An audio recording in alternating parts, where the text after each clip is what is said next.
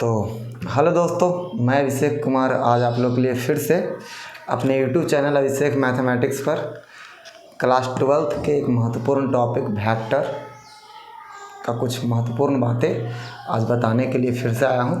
तो चलिए आज हम लोग क्लास 12th के जो वेक्टर टॉपिक है उसका कुछ महत्वपूर्ण बातें आज सीखेंगे, कुछ क्वेश्चन भी करेंगे और कुछ महत्वपूर्ण टॉपिक सीखेंगे। जैसे आज का हमारा टॉपिक होने वाला है, एक टॉपिक हम सीखेंगे डायरेक्शन रेशियो और डायरेक्शन कोसाइन। साथ साथ हम सीखेंगे अदिश घटक और सदिश घटक, यानी स्केलर कंपोनेंट और वेक्टर कंपोनेंट क्या होता है। जैसे कि इस कंसेप्ट की शुरुआत हम कर रहे हैं। यदि आपके पास दिया रहे, यदि कोई सदिश हमें दिया रहे, कोई सदिश इस प्रकार से दिया रहे, कोई सदिश ए वेक्टर बराबर दिया है A I cap plus B J cap और प्लस के सी के कैप हो, तो यहाँ से हम चार चीज़ निकालने के लिए सीखेंगे। पहला, अगर जो आपसे बोलता है कि ए वेक्टर का ए का अदिश घटक क्या होगा, अदिश घटक जिसको हम बोलते हैं अदिश घटक, जिसे हम बोलते हैं स्केलर कंपोनेंट, तो हो जाएगा अदिश ए का वेक्टर ए का अदिश घटक होगा आई के आगे जो लगा है ए कॉमा, जे के आगे जो लगा है वो कॉमा बी हो गया और के आगे जो लगा है वो सी, यानी ए कॉमा बी कॉमा सी हो जाएगा आपका अदिश घटक वेक्टर ए का। दूसरा आपसे पूछ सकता है वेक्टर ए का सदिश घटक, यानी वेक्टर कंपोनेंट पूछ सकता है कि इसका वेक्टर कंपोनेंट क्या होगा। तो वेक्टर कंपोनेंट की बात करेगा तो हम इसमें ए आई कैप लगा देंगे, कॉमा बी जे कैप लगा देंगे और कॉमा सी के कैप लगा देंगे। तो जब के कैप सी आई कैप जे कैप और के कैप लगा रहता है तो हो जाता है सदिश घटक, और सिर्फ ए कॉमा बी कॉमा सी कहे तो कहलाता है अदिश घटक। जैसे कि एक एग्जाम्पल के जरिए आप समझ लीजिए, यदि कोई सदिश आपको दिया है, कोई सदिश आपके पास दिया हो कि दिले 2 आई कैप प्लस 3 जे कैप और प्लस के 4 के कैप हो, तो आपसे कहेगा, तो पहला क्वेश्चन है इसका अदिश घटक। तो अदिश घटक क्या होगा, अदिश घटक क्या होगा, इस वेक्टर का अदिश घटक क्या हो जाएगा। तो बहुत इजी है, आई के आगे लगा हुआ है 2 तो हो जाएगा 2, बीच में कॉमा दीजिएगा ना कि प्लस और माइनस। जे के आगे लगा है 3 तो हो जाएगा 3 और के आगे लगा है 4 तो हो जाएगा 4, यानी 2 कॉमा 3 कॉमा 4 इसका हो गया अदिश घटक। अब हम जानेंगे दूसरा सदिश घटक क्या होगा। इसका सदिश घटक हो जाएगा, इसमें यहाँ 2 आई कैप है तो आई कैप कॉमा 3 जे है तो जे कैप और कॉमा 4 के कैप, ये आपका हो जाएगा सदिश घटक। ये आपको ऑब्जेक्टिव क्वेश्चन के रूप में एग्जाम में आता है। जैसे एक आध क्वेश्चन और इस पर हम ले लेते हैं, और यहाँ कुछ ऐसा दे दे कि सदिश, क्वेश्चन दे दिया बाय द वे कि सदिश बताओ माइनस के आई कैप प्लस के जे कैप और प्लस के 5 के कैप का ज्ञात करना है। हो तो इतना हो तो आपको निकालना रहेगा। सबसे पहले अदिश घटक बाय द वे पूछता है, जिसे अंग्रेजी में बोला जाता है स्केलर कंपोनेंट। अदिश घटक क्या हो जाएगा, तो इसका बड़ा इजी से आप आंसर कर सकते हैं। आई के आगे कुछ नहीं है तो O1 और माइनस लगा है तो हो गया माइनस के O1, कॉमा जे के आगे कुछ नहीं है तो O1, यानी कि यहाँ हो गया O1, और 5 के आगे कुछ नहीं, यहाँ 5 के आगे कुछ है, देख लीजिए यहाँ 5 है तो यहाँ ये हो गया 5, यानी माइनस O1 कॉमा 5, ये हो गया अदिश घटक।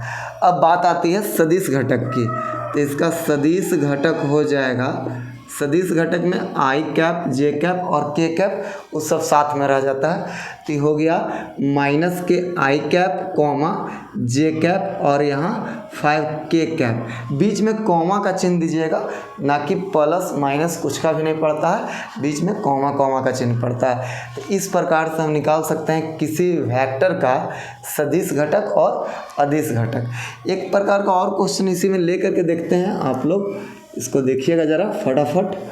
एक क्वेश्चन यहाँ है बाय द वे कि यहाँ दिया गया है जे कैप प्लस के कैप का हो तो आपसे कहता हो कि आप बताओ इसका अदिश घटक क्या होगा। अदिश घटक क्या हो जाएगा? तो अदिश घटक, इसमें आई वाला टर्म है ही नहीं। जब आई वाला टर्म नहीं है तो उसे आप लिख सकते हैं 0i कैप, ऐसे करके लिख सकते हैं। लिखने की ज़रूरत नहीं है, केवल आप समझिएगा कि यहाँ पर कुछ नहीं है तो 0i कैप ज़रूर है।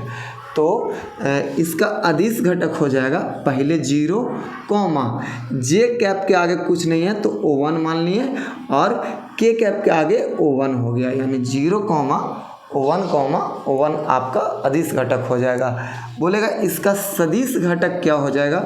इसका सदिश घटक हो जाएगा यहाँ 0i कैप कॉमा जे कैप और कॉमा के कैप आपका हो जाएगा सदिश घटक। ये आ गया आपका सदिश घटक और अदिश घटक। उम्मीद करते हैं कि आपको स्केलर कंपोनेंट और वेक्टर कंपोनेंट में किसी प्रकार का कोई दिक्कत अब नहीं होने वाला है। ये क्वेश्चन जब भी एग्जाम में आएगा तो ऑब्जेक्टिव के फॉर्म में ही आएगा। एक बाद आप सीखेंगे, इसके बाद आप सीखिएगा, थोड़ा सा वेट करिए, एक लाजवाब सा चीज़ लेकर के आ रहे हैं।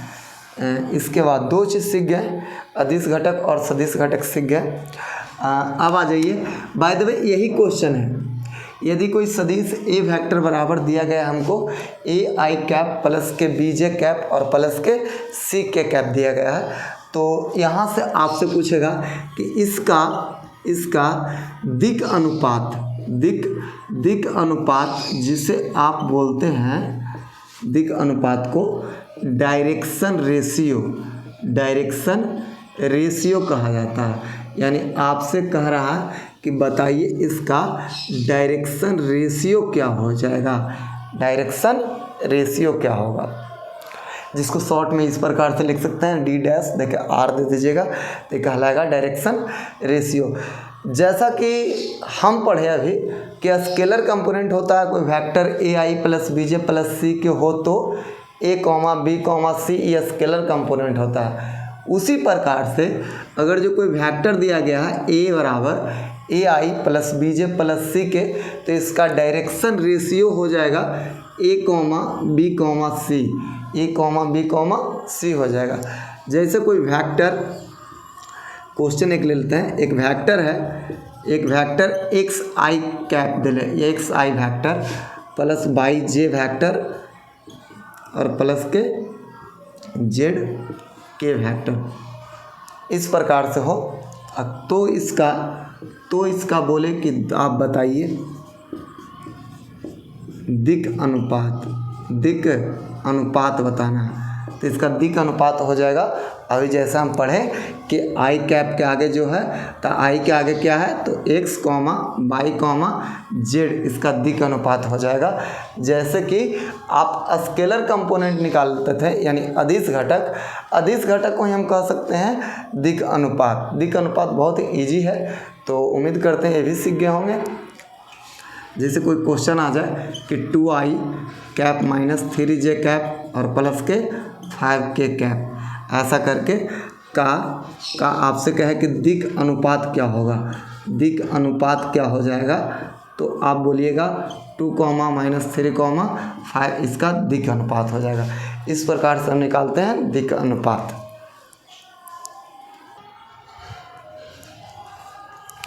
तो चलिए अब हम सीखेंगे, इसके बाद 3 चीज़ सीख गए, अदिश घटक, सदिश घटक और डायरेक्शन रेशियो यानी कि दिक अनुपात। चौथा और VVI चीज़ है, ये बहुत इम्पोर्टेंट है एग्ज़ाम के पॉइंट ऑफ व्यू से। एग्ज़ाम में पूछा जाता है, हर एग्ज़ाम में लगभग 1-2 नंबर का क्वेश्चन इससे आता है, ऑब्जेक्टिव भी आता है और 2 मार्क्स का भी क्वेश्चन इससे आता है। जैसे कोई सदिश आपके पास दिया हो, कोई सदिश दिया गया हो AB बराबर वेक्टर AB बराबर A I vector plus B J vector और प्लस के सी के वेक्टर हो तो आपसे कहेगा कि तो ए बी का डायरेक्शन कोसाइन ज्ञात करें। वेक्टर ए बी का दिक कोजिया या तो इसी को बोलते हैं डायरेक्शन कोसाइन ज्ञात करें। क्वेश्चन इस प्रकार से आ जाता है। डायरेक्शन कोसाइन ज्ञात करने के लिए आपको हर एग्जाम में लगभग क्वेश्चन पूछता है। तो आज हम डायरेक्शन कोसाइन को बहुत बढ़िया समझेंगे और इसको क्लियर कर लेंगे। ये टॉपिक आज हमारा एकदम बेहतरीन ढंग से समाप्त होने वाला है। आप बस टेंशन मत लीजिए, स्टडी करते रहिए। तो यहाँ देखिए, सबसे पहले आपको बता दें कि कोई भी वेक्टर, जैसे ए बी वेक्टर का डायरेक्शन कोसाइन ज्ञात करना हो, डायरेक्शन कोसाइन को शॉर्ट में लिखते हैं डी देके डैश देके सी लिख दीजिएगा, ये कहलाएगा डायरेक्शन कोसाइन। यानी कि बोलते हैं डायरेक्शन कोसाइन को दिक कोजिया। तो डायरेक्शन कोसाइन का फॉर्मूला होता है, जैसे ए बी का डायरेक्शन कोसाइन का है तो आई के आगे जो अदिश घटक है वो ए अब बटा के ए बी का मैग्नीट्यूड कॉमा बी बटा ए बी का मैग्नीट्यूड और यहाँ कॉमा सी बटा ए बी का मैग्नीट्यूड। ई हो गया आपका। जब कोई वेक्टर फॉर्म में दिया रहे और पूछे कि इसका डायरेक्शन क्या होगा, डायरेक्शन कोसाइन क्या होगा, तो अदिश घटक को उसके मैग्नीट्यूड से भाग मार दिया जाता है। तो ए बटा ए बी का मैग्नीट्यूड कॉमा बी बटा ए बी का मैग्नीट्यूड कॉमा सी बटा ए बी का मैग्नीट्यूड। इसी चीज़ को हम लिख सकते हैं कि ए बटा ए बी के मैग्नीट्यूड कैसे निकालेंगे, तो हो जाएगा root under A square plus B square plus K C square, ये हो जाएगा कॉमा बी का बी बटा फिर ए बी के मैग्नीट्यूड यही A square plus B square प्लस सी स्क्वायर कॉमा सी बटा root under A square plus B square और प्लस हो जाएगा सी स्क्वायर। ये हो गया फॉर्मूला किसका, तो डायरेक्शन कोसाइन का। डायरेक्शन कोसाइन निकालने का ये फॉर्मूला हो गया। चलिए फटाफट इस पर एक हम मैथ देखेंगे। इसको आप स्क्रीनशॉट करना चाहें तो कर लीजिएगा। इस पर एक हम मैथ देखेंगे, एक क्वेश्चन लेते हैं, उसके बाद करेंगे। जब इस टाइप का कोई क्वेश्चन दिया रहे, जैसे कि क्वेश्चन है कि ए बी वेक्टर सदिश ए बी बराबर आई कैप माइनस के जे कैप और प्लस के कैप का आप निकालिए दिक कोजिया ज्ञात करें। ये क्वेश्चन है, ये ऑब्जेक्टिव में भी आ सकता है और 2 मार्क्स में भी आ सकता है। पहले इसको हम लिखेंगे ए बी का डायरेक्शन कोसाइन को शॉर्ट में डी देकर डैश देकर सी से डिनोट कर दीजिएगा। तो आ जाइए, यहाँ आई के आगे कितना है, तो O1 बटा ए बी का मैग्नीट्यूड कॉमा यहाँ जे के आगे कितना है, तो कुछ नहीं तो माइनस O1 है, यानी कि माइनस के O1 बटा ए बी का मैग्नीट्यूड और यहाँ कॉमा के आगे कुछ नहीं तो O1 है, यानी कि O1 बटा वेक्टर ए बी का मैग्नीट्यूड। इस प्रकार से लिख दिए। अब इसका बोलेगा कि क्या हो जाएगा, तो O1 बटा रूट अंडर यहाँ ए बी का मैग्नीट्यूड निकालने के लिए O1 के आगे लगा है आई कैप के आगे लगा है O1, तो 1 का स्क्वायर किए तो O1 बीच में प्लस यहाँ जे के आगे -1 का स्क्वायर किए तो O1 प्लस यहाँ के आगे O1 है तो 1 का स्क्वायर O1 कॉमा -1 बटा यही लिखा जाएगा root under O1 plus O1 comma O1 बटा root under O1 plus O1 यानी कि 1/√3 कॉमा -1/√3 और कॉमा 1/√3। ये हो गया वेक्टर ए बी का डायरेक्शन कोसाइन। तो इस प्रकार से हम किसी वेक्टर का डायरेक्शन कोसाइन निकाल सकते हैं। चलिए एक आध क्वेश्चन और इस पर करते हैं फटाफट। एक आध क्वेश्चन और अच्छा से कर लेते हैं तो समझने में कोई दिक्कत नहीं होगा।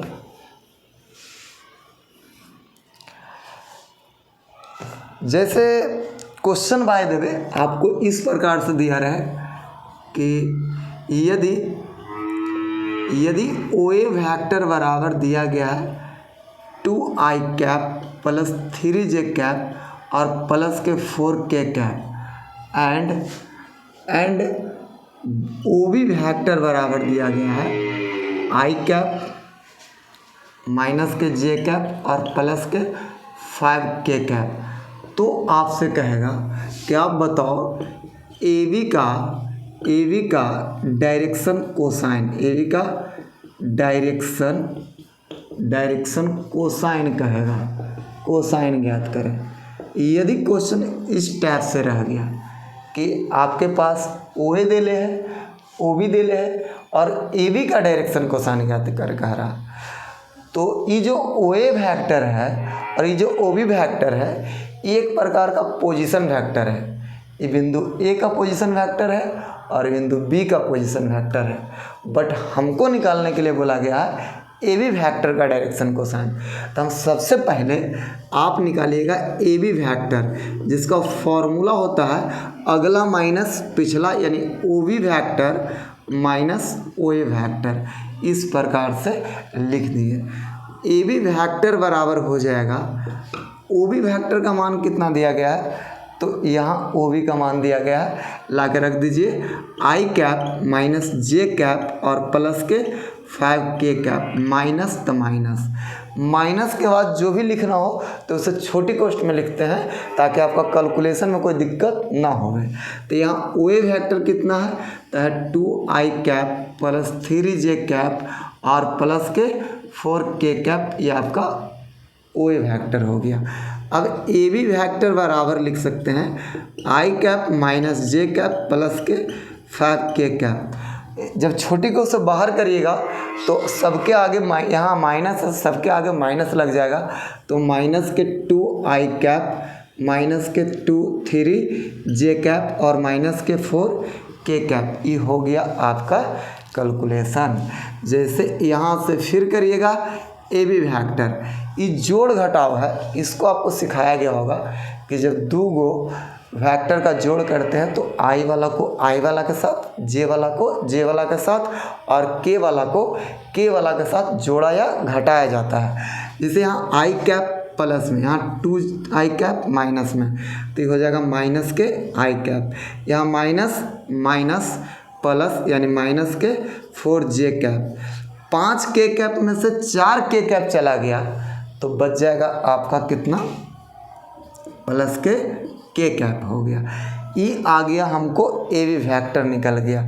यहाँ से आपको इसका मैग्नीट्यूड भी निकाल लेते हैं भैया, इसकी मैग्नीट्यूड की ज़रूरत पड़ेगी, तो AB का मैग्नीट्यूड बराबर हो जाएगा रूट अंडर i कैप के आगे -1 है तो -1 का स्क्वायर करेंगे तो 1, और j के आगे -4 है तो -4 का स्क्वायर करेंगे 16, और k के आगे 1 है तो 1 का स्क्वायर 1, 16 1 17 1, यहाँ हो गया 18। इसको आप लिख सकते हैं 3√2।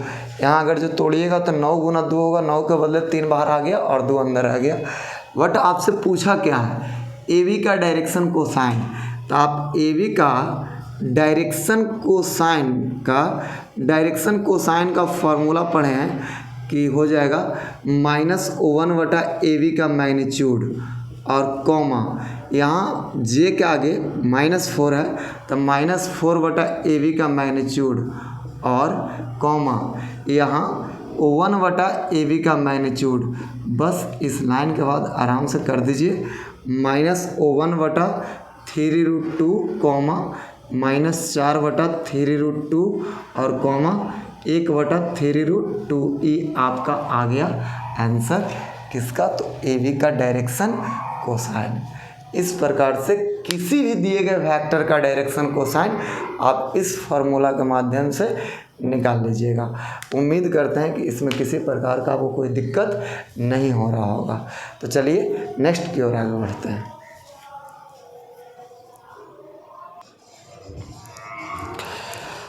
तो नेक्स्ट हम करेंगे डायरेक्शन कोसाइन ही। और इसका डायरेक्शन कोसाइन तो एक तरीका हो गया जब कोई वेक्टर के फॉर्म में दिया रहे तब कैसे निकालेंगे। एक तरीका से और क्वेश्चन दिया जाता है, कहता है यदि कोई सदिश, कंसेप्ट को समझिएगा, AUVVI कंसेप्ट है, डायरेक्शन कोसाइन से ही रिलेटेड है। यदि कोई सदिश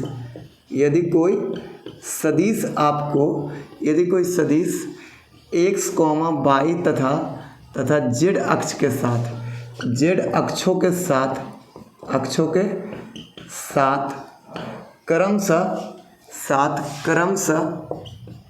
क्रमशः अल्फा, बीटा एवं गामा कोण बनाती हो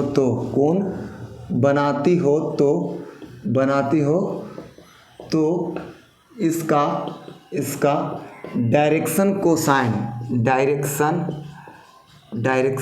कोसाइन होगा। याद रखिए कि यदि कोई भी वेक्टर, ये जो फार्मूला करवाने वाले हैं फार्मूला प्रूफ भी होती है, लेकिन आपको एग्जाम में इसका प्रूफ पूछता नहीं है, इसीलिए आप प्रूफ के पीछे नहीं भागिए, डायरेक्ट टू द पॉइंट आइए कि इसका डायरेक्शन कोसाइन होता क्या है। ये फार्मूला कैसे आता है ये हम चाहें तो आपको आराम से बता सकते हैं कि जो आने वाला फार्मूला है वो कैसे आएगा, बट आपको ये जानना ज़रूरी है कि इसका फार्मूला होता क्या है, वो याद रखिएगा। यदि कोई भी सदिश है जो x, y तथा z अक्षों के साथ क्रमशः अल्फा कोण बनाती हो, बीटा कोण बनाती हो एवं गामा कोण बनाती हो, तो इसका डायरेक्शन कोसाइन होता है।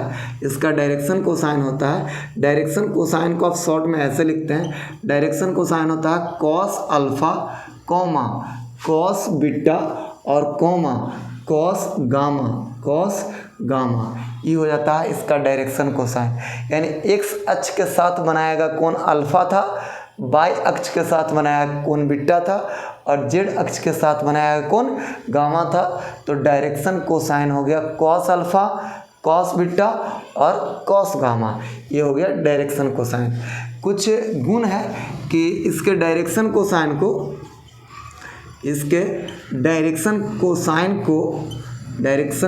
को सामान्यतः डिनोट किया जाता है, सामान्यतः L, M एवं N से सूचित किया जाता है। अगर जो कोई वेक्टर x अक्षों के साथ अल्फा कोण बनाती हो, y के साथ बीटा कोण बनाती हो और z के साथ गामा कोण बनाती हो, तो इसका डायरेक्शन कोसाइन होता है कॉस अल्फा, कॉस बीटा और कॉस गामा। इसके डायरेक्शन कोसाइन को सामान्यतः L, M, N के द्वारा से सूचित किया जाता है, जिसे कॉस अल्फा के बदले आप लिख सकते हैं L और कॉस बीटा के बदले आप लिख सकते हैं M और कॉस गामा के बदले लिख सकते हैं आप N। इस समानता इस प्रकार से डिनोट किया जाता है, ना कि हमेशा कर दिया जाएगा। हाँ, समान रूप से यही से डिनोट किया जाता है, लेकिन कोई चाहे तो इसके अलावा भी किसी और चीज़ों से डिनोट कर सकता है, ऐसा नहीं कि यही से केवल करेगा।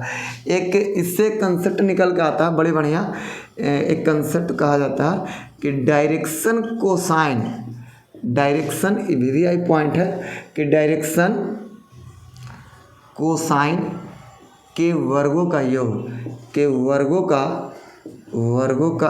जो होता है वो O1 के बराबर होता है। इस कंसेप्ट को याद रखना, डायरेक्शन कोसाइन का योग O1 के बराबर होता है। ये कंसेप्ट है कि डायरेक्शन कोसाइन के वर्गों का योग O1 के बराबर होता है।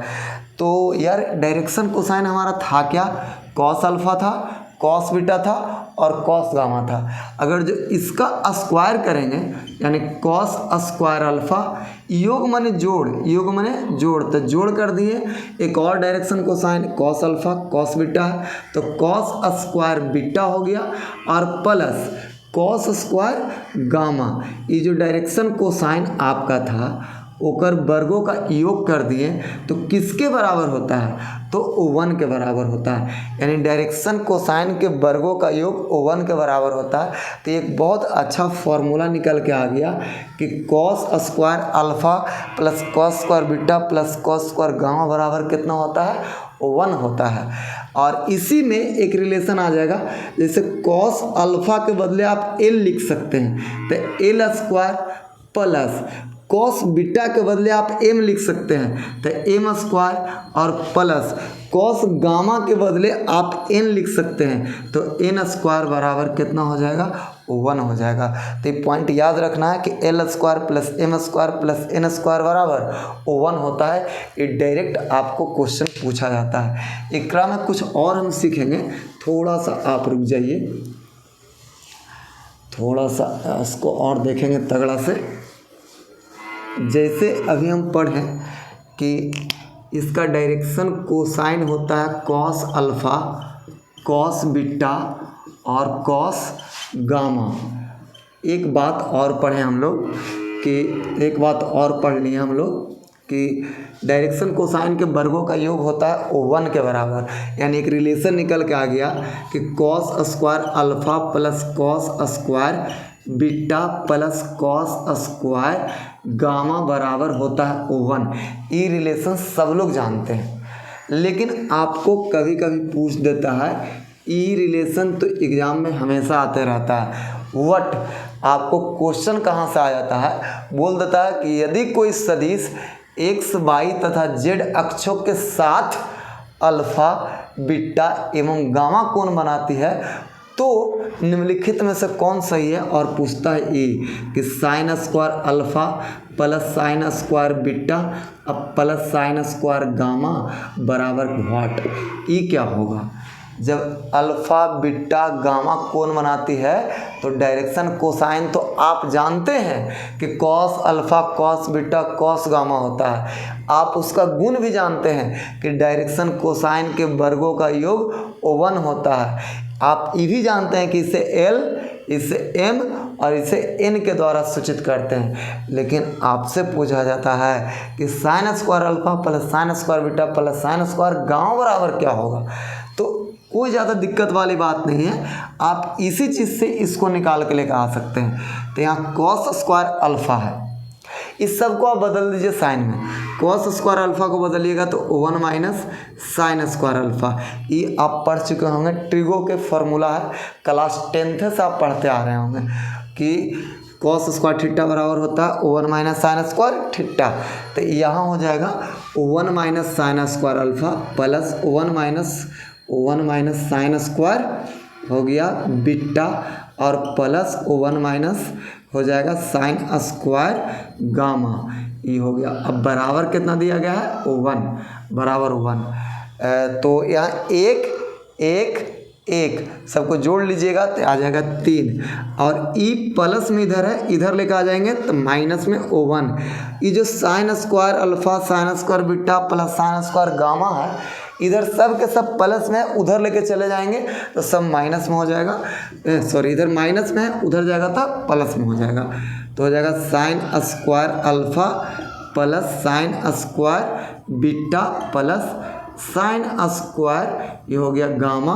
और इतना 3 में से 1 गया तो क्या हो जाएगा, 2 बराबर sine square alpha plus sine square beta plus sine square gamma. ये हो गया आपका क्या हो गया,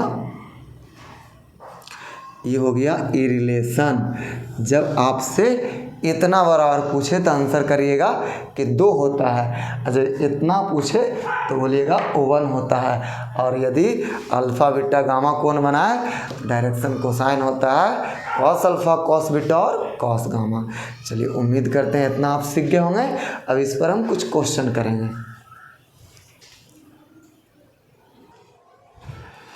तो चलिए, एक क्वेश्चन है हमारे पास, इस क्वेश्चन को पहले हल कर लेते हैं। जैसे दिया गया है कि यदि कोई सदिश x, y तथा z अक्षों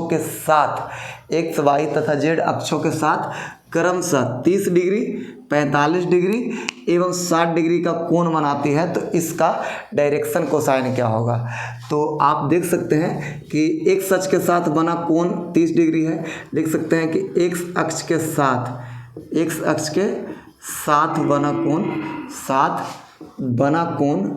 बना कोण कितना दिया गया है, इसको मान लिया अल्फा, और अल्फा बराबर दिया गया है 30 डिग्री। इसी प्रकार बाई अक्ष के साथ बना कोण को मान लिए बीटा, अब बीटा बराबर कितना दिया गया है 45 डिग्री। और इसी प्रकार जेड अक्ष के साथ बना कोण को मान लिए गामा, और गामा बराबर कितना दिया गया है तो 60 डिग्री।